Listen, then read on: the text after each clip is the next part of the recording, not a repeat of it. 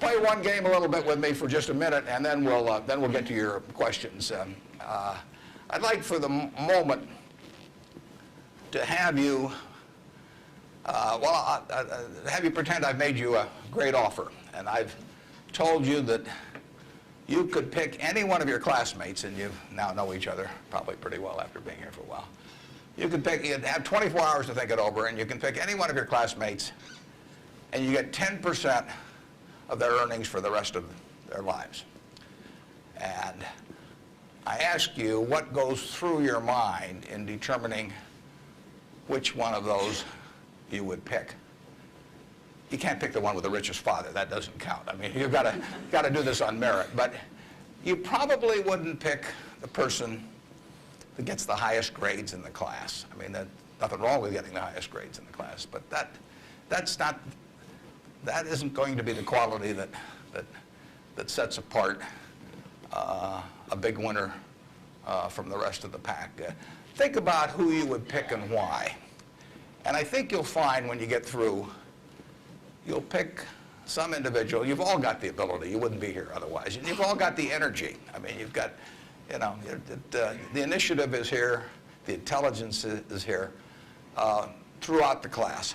But some of you are going to be bigger winners than others. And it gets down to a bunch of qualities that, interestingly enough, are self-made. I mean, it's not how tall you are. It's not whether you can kick a football 60 yards. It's not whether you can run the 100-yard dash in 10 seconds. It's not whether you're the best-looking person in the room. It's a whole bunch of qualities that really come out of Ben Franklin or the Boy Scout code or so, whatever it may be. I mean, it's integrity, it's honesty, it's generosity, it's being willing to do more than your share. It's just all those qualities that are self-selected. And then if you look on the other side of the ledger, because there's always a catch to these, you know, free gifts and genie jokes. So you also have to, and this is the fun part, you also have to sell short one of your classmates and pay 10% of what they do. So who do you think is going to do the worst in the class? This is way more fun. And think about it again. And again, it isn't the person with the lowest grades or anything of the sort. It's the person who just doesn't shape up in the character department. I mean, we look for three things when we hire people. We look for intelligence, we look for initiative or energy, and we look for integrity. And if they don't have the latter, the first two will kill you. Because if you're going to get somebody without integrity, you want them lazy and dumb. I mean, you don't want them smart and energetic. So it's that third quality, but everything about that quality is your choice. You know, you can't change the way you are wired much, but you can change a lot of what you do with that wiring. And it's the habits that you generate now on those qualities, or those negative qualities. I mean, the person who always, you know, claims credit for things they didn't do, that always cuts corners, that you can't count on. I mean, in the end, those are habit patterns. And the time to form the right habits is when you're your age. I mean, it doesn't do me much good to get golf lessons now. If I'd gotten golf lessons when I was your age, I might be a decent golfer. But someone once said the chains of habit are too light to be felt until they're too heavy to be broken. And I see that all the time. I see people with habit patterns that are self-destructive when they're 50 or 60, and they really can't change them. They're imprisoned by that. But you're not imprisoned by anything. So when you write down the qualities of that person that you'd like to buy 10% of, look at that list and ask yourself, is there anything on that list I couldn't do? And the answer is there won't be. And when you look at the person you sell short and you look at those qualities that you don't like, if you see any of those in yourself, egotism, whatever it may be, selfishness, you can get rid of that. I mean, that is not ordained. And if you follow that, and Ben Franklin did this, and my old boss Ben Graham did this at early ages in their young teens. Ben Graham looked around and he said, who do I admire?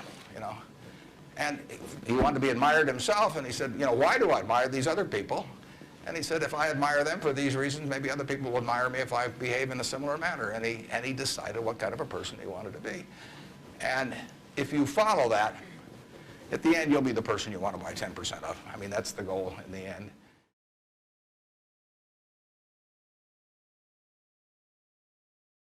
从智氏家族的覆灭这个故事当中，司马光总结出一套非常有意思的这个带有司马光个人特色的这个人才观点。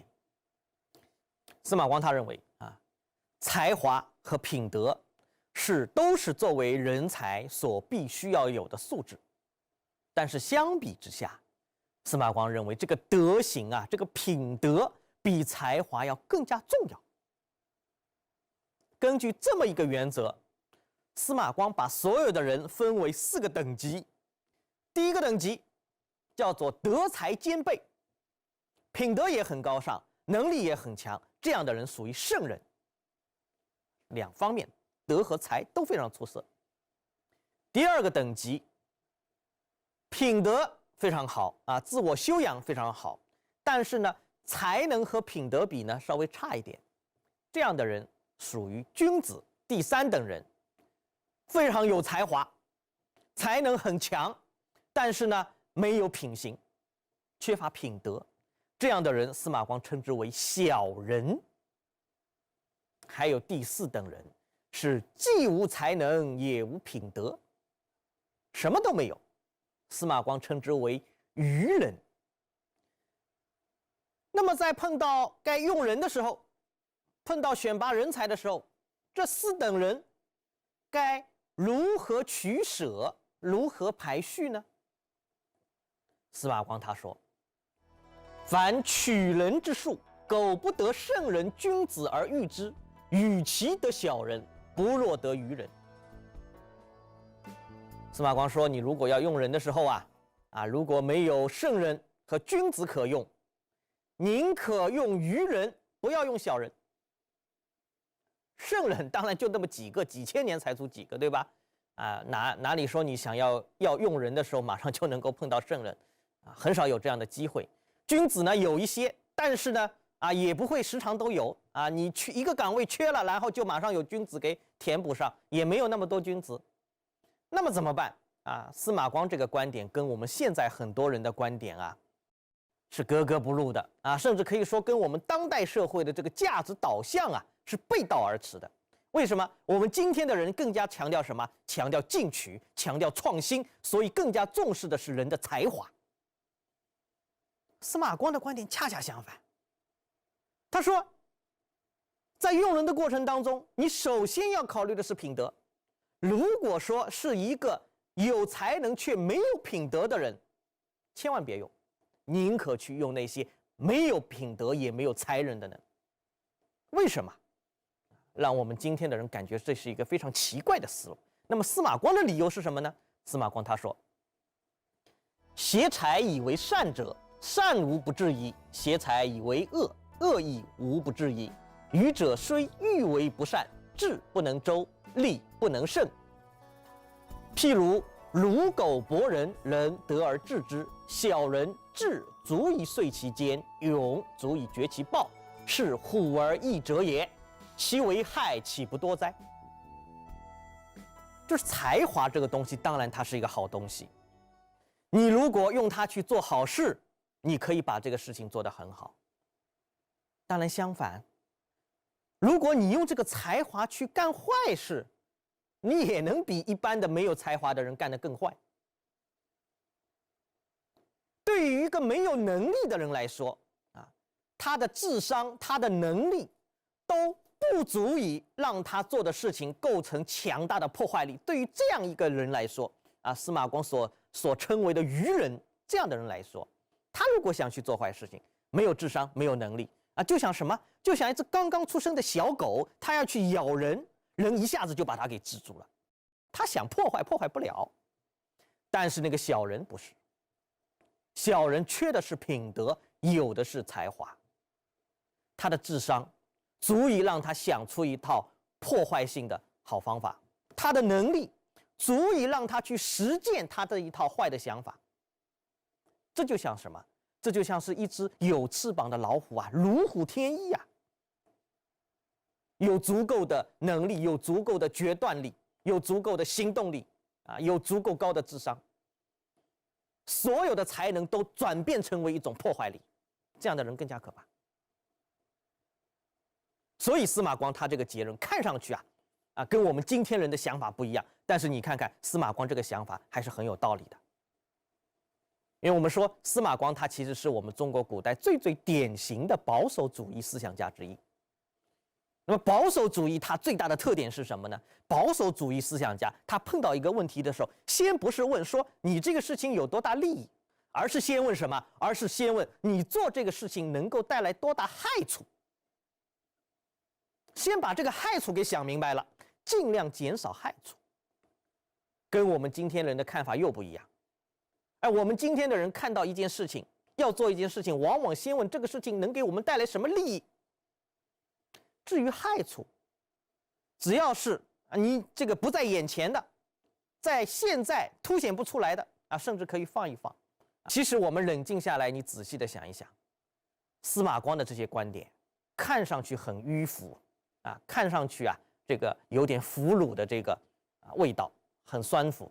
但是你把眼光放远，把眼光放长，司马光讲的这个东西没有道理吗？我觉得是非常有道理的。所以我觉得司马光的这个思想对于我们当代社会还是非常有价值的，能够帮助我们纠正一些偏差。很多时候我们光顾着眼前的利益，不去看长远的危害，很有可能这个长远的危害根本是你现在的利益所支付不了的到时候灾害到你眼前了，你买不了这个单。太注重眼前的利益，司马光的思想恰恰是对我们这种想法的一个补充，对我们今天是非常有益的。